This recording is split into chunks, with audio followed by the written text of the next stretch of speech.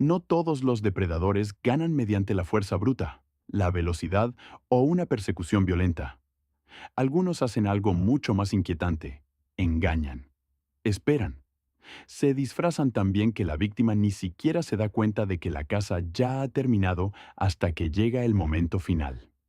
En el reino animal, hay cazadores que convierten la supervivencia en algo casi teatral, utilizando cebos falsos, camuflaje perfecto, trampas invisibles y tácticas tan inteligentes que parecen menos un instinto y más una estrategia. Lo que hace a estas criaturas tan fascinantes es que muchas de ellas ni siquiera parecen peligrosas. Algunas parecen inofensivas, otras parecen lentas, torpes o apenas despiertas. Y sin embargo, detrás de esa apariencia inofensiva hay un plan frío y eficiente diseñado para hacer que la presa camine directamente hacia el desastre, sin persecuciones dramáticas, sin desperdicio de energía. Solo paciencia, precisión y un error fatal por parte de la víctima. Hoy van a ver animales que no cazan con fuerza, sino con astucia, criaturas que han convertido el engaño en una forma de arte y han hecho de la inteligencia una de las armas más letales de la naturaleza.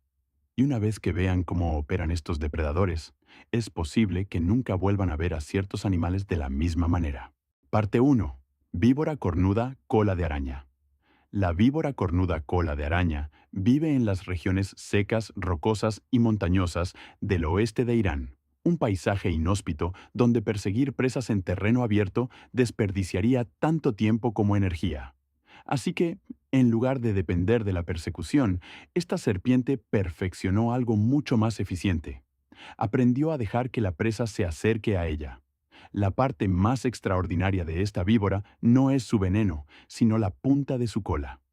Con el tiempo, evolucionó hasta convertirse en algo que se parece asombrosamente a una araña viva. La forma es convincente, el volumen es convincente e incluso el movimiento es convincente. Cuando la serpiente yace inmóvil entre las piedras, perfectamente camuflada con el terreno, comienza a mover solo el extremo de su cola. Desde la distancia, las aves insectívoras ven lo que parece ser una comida fácil arrastrándose descuidadamente por el suelo. Esa es la trampa. El ave desciende con total confianza, concentrada por completo en la araña falsa, sin darse cuenta nunca de que ya está dentro de la zona de ataque.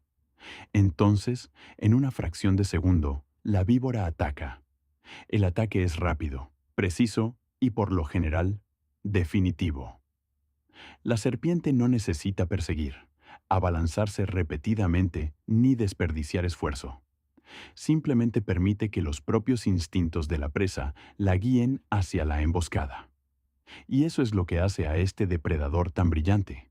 La víbora apenas tiene que moverse. Es casi como si dijera, yo no fui a por ti, tú viniste a mí. En la naturaleza, este es uno de los ejemplos más claros de mimetismo agresivo, donde un depredador se disfraza de algo inofensivo para atraer a una víctima lo suficientemente cerca como para morir. Parte 2. Oruga hawaiana. Si crees que las orugas existen solo para masticar hojas y eventualmente convertirse en inofensivas mariposas, la oruga hawaiana del género Eupithecia destruye por completo esa ilusión. Oculta en los bosques de Hawái, generalmente a lo largo de ramas delgadas y troncos cubiertos de musgo, esta diminuta criatura abandonó la pacífica vida vegetariana que siguen la mayoría de sus parientes y tomó un camino muy diferente. Se convirtió en un depredador, pero no caza de la manera que podrías esperar. No se arrastra buscando presas, y ciertamente no parece amenazante.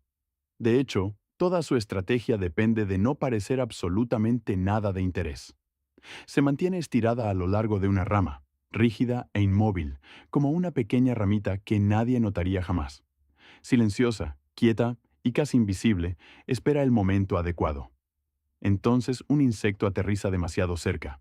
Una mosca, un escarabajo o alguna otra pequeña criatura se posa cerca, creyendo que está perfectamente a salvo.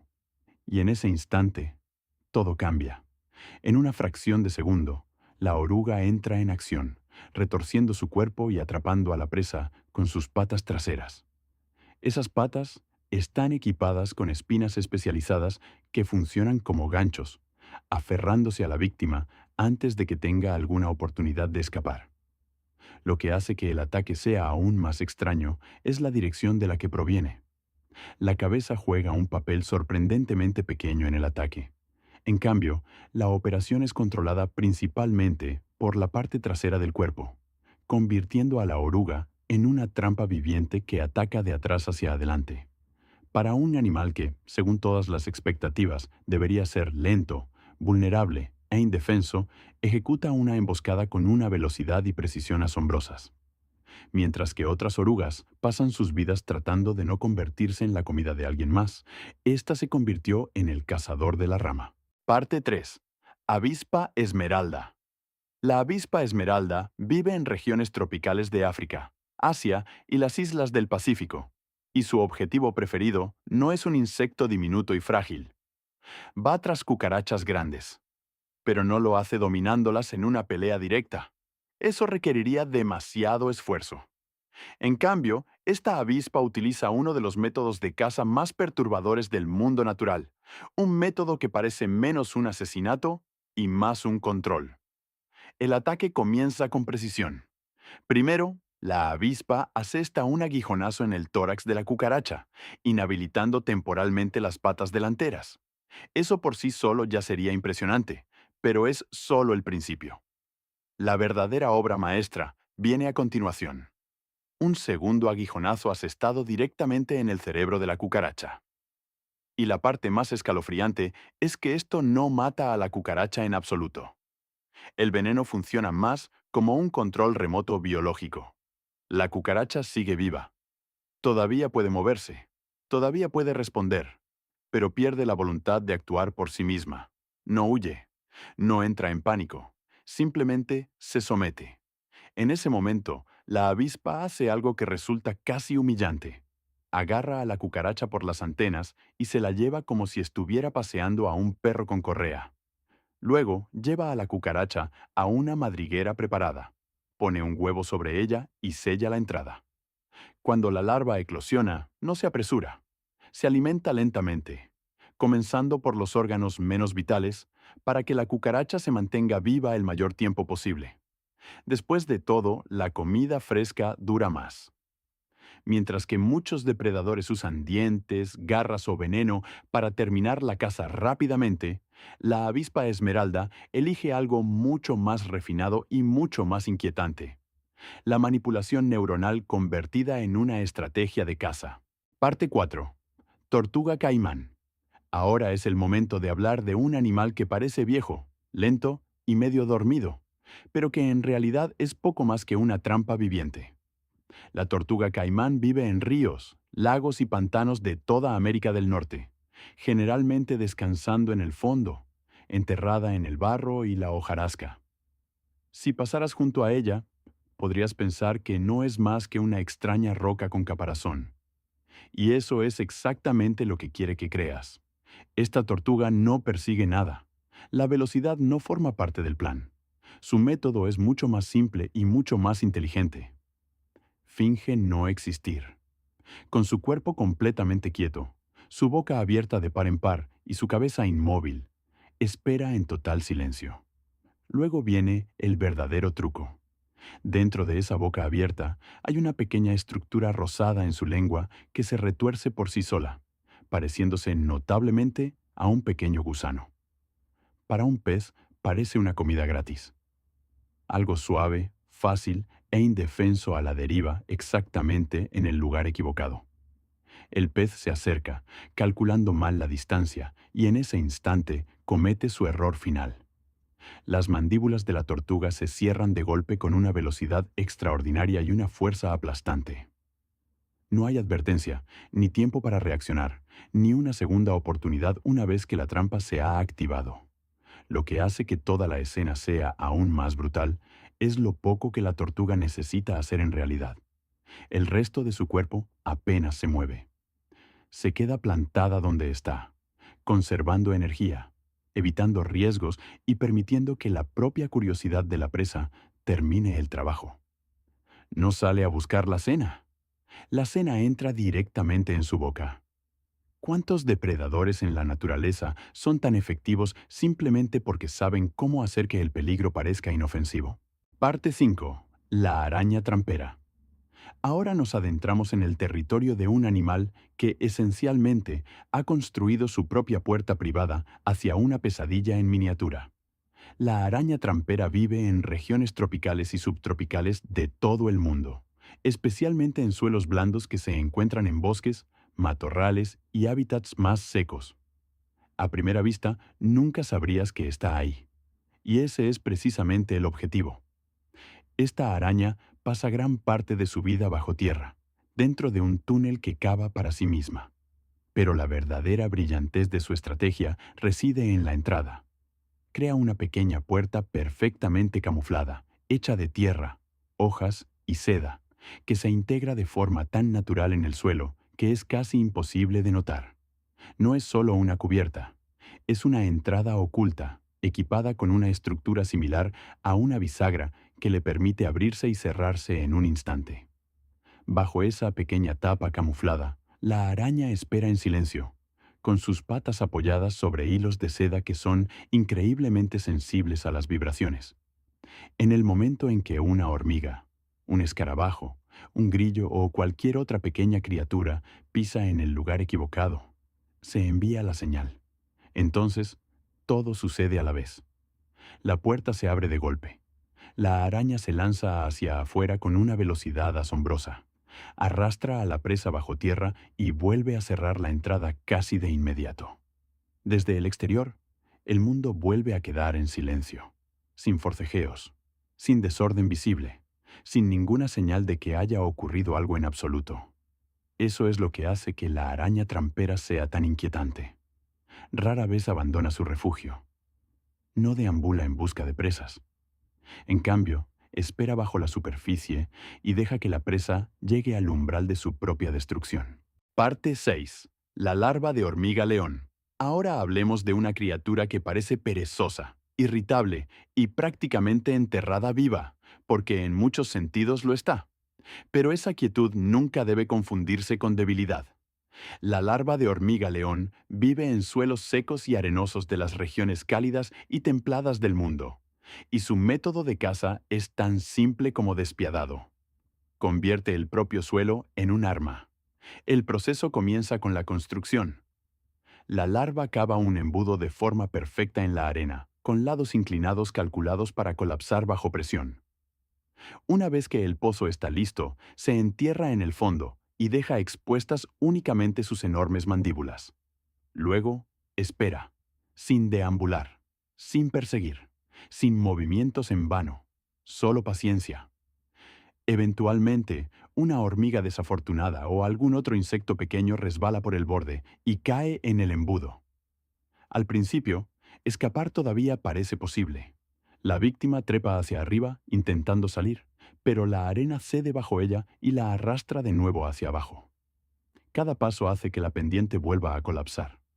Y si la presa está a punto de escapar, la larva empeora las cosas. Lanza arena hacia arriba con su cabeza, creando pequeños deslizamientos que empujan al insecto de vuelta hacia el centro. El pozo se convierte en una trampa de pura física, una espiral descendente sin una base estable y sin una salida real. En el fondo, la presa finalmente alcanza las mandíbulas que la esperan. La larva inyecta enzimas digestivas, licúa lo que necesita y drena las partes útiles antes de desechar lo que queda. Luego, el pozo se limpia, se reajusta y se deja listo para el siguiente error. Quizás la parte más asombrosa de todas es lo poco que tiene que hacer el depredador. Puede permanecer en el mismo lugar durante días, a veces incluso semanas, dejando que la gravedad, la arena suelta y el pánico hagan la mayor parte del trabajo por él. Parte 7. El pez piedra. Ahora es el momento de pasar bajo la superficie y observar a un depredador que parece no ser más que una roca fea y sin vida en el lecho marino. Y eso es precisamente lo que lo hace tan peligroso.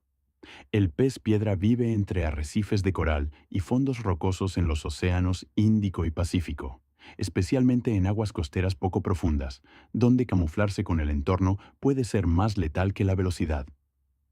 Este pez no persigue, No corre ni busca activamente nada. En cambio, se convierte en parte del paisaje. Su cuerpo es irregular y está cubierto de protuberancias y texturas ásperas. Sus colores son apagados y tenues, y toda su forma se asemeja a una piedra cubierta de algas o crecimiento de coral. Una vez que se asienta en su lugar, puede permanecer inmóvil durante horas, a veces incluso días, sin llamar la atención. La estrategia es maravillosamente simple: esperar a que algo más cometa un error.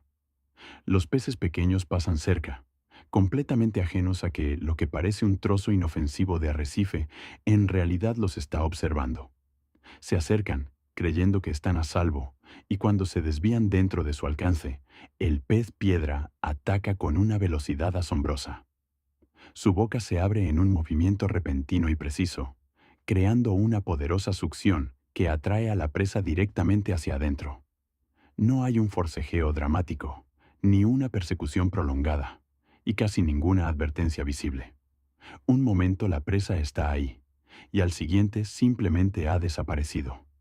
Y como si ese método de caza no fuera ya lo suficientemente efectivo, el pez piedra cuenta con una capa adicional de protección. Sus espinas dorsales contienen uno de los venenos más potentes que se pueden encontrar en cualquier pez. Ese veneno no es parte de la caza en sí, pero asegura que muy pocos animales se atreverían a morderlo o pisarlo, confundiéndolo con un trozo de coral ordinario. Así que el pez piedra hace algo notable. Caza mientras se mantiene inmóvil y se defiende mientras se mantiene inmóvil también. Parte 8. La larva del escarabajo Epomis. Ahora llegamos a una de las inversiones de roles más raras y perturbadoras del mundo natural. Un caso en el que la criatura que debería haber sido devorada se convierte en el cazador. Las larvas del escarabajo Epomis viven en ambientes húmedos de Europa, Asia y partes de Oriente Medio, generalmente cerca de estanques, pantanos y riberas de ríos. Y sus objetivos elegidos no son aleatorios. Se especializan en convertir a sus propios depredadores en presas. Las ranas y los sapos son cazadores naturales de insectos. Cuando ven una pequeña larva retorciéndose, ven lo que parece una comida sin esfuerzo. Esa es exactamente la reacción que esta criatura está esperando. La larva no se esconde, no se paraliza ni intenta huir. De hecho, hace todo lo contrario. Se mueve de forma aún más dramática, llamando la atención sobre sí misma y haciendo que el cebo parezca irresistible. Luego llega el momento en que el anfibio se lanza. La rana ataca con su lengua, esperando que la caza termine al instante. Pero en el instante en que se hace contacto, toda la situación da un vuelco. La larva se aferra a la boca o al hocico de la rana utilizando mandíbulas en forma de gancho diseñadas exactamente para este propósito. Y una vez que se ha adherido, los roles se invierten por completo. En lugar de ser tragada, la larva comienza a alimentarse del anfibio mientras aún está vivo, comenzando por los tejidos externos mientras la rana lucha desesperadamente por liberarse. En muchos casos, la rana no muere a causa del veneno o de un ataque aplastante, sino porque se ha convertido en alimento para algo que esperaba devorar sin esfuerzo. Eso es lo que hace que esta estrategia se sienta tan personal, casi cruel en su precisión. La larva de Epomis no se limita a defenderse. Caza a los mismos animales que intentan cazarla.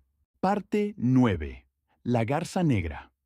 Ahora pasemos a un ave que decidió que un sombrero no era una elección de moda, sino una herramienta de caza. La garza negra vive en aguas poco profundas, lagos, ríos, humedales y zonas de manglares en toda el África subsahariana. A primera vista, parece elegante, tranquila y perfectamente común, como cualquier otra ave zancuda que espera pacientemente a los peces. Pero luego revela una estrategia que es mucho más sofisticada que la simple paciencia. Cuando la garza negra encuentra un lugar prometedor, extiende sus alas de una manera muy específica, formando una especie de paraguas o tienda de campaña sobre el agua. Su cuerpo se sitúa en el centro, mientras las alas crean una profunda zona de sombra alrededor de su cabeza y pico. Ese único movimiento cambia todo el entorno de caza. En primer lugar, la sombra reduce el resplandor en la superficie del agua, lo que permite al ave ver con mayor claridad debajo de ella. Pero eso es solo una parte del truco. Más importante aún, el área sombreada atrae a peces curiosos que parecen interpretar la oscuridad como refugio, cobertura o tal vez un lugar más seguro para reunirse. Lo que parece protección se convierte en el comienzo de la trampa. Los peces se acercan, confiados en que han encontrado refugio, y la garza responde con un ataque rápido, limpio y perfectamente sincronizado.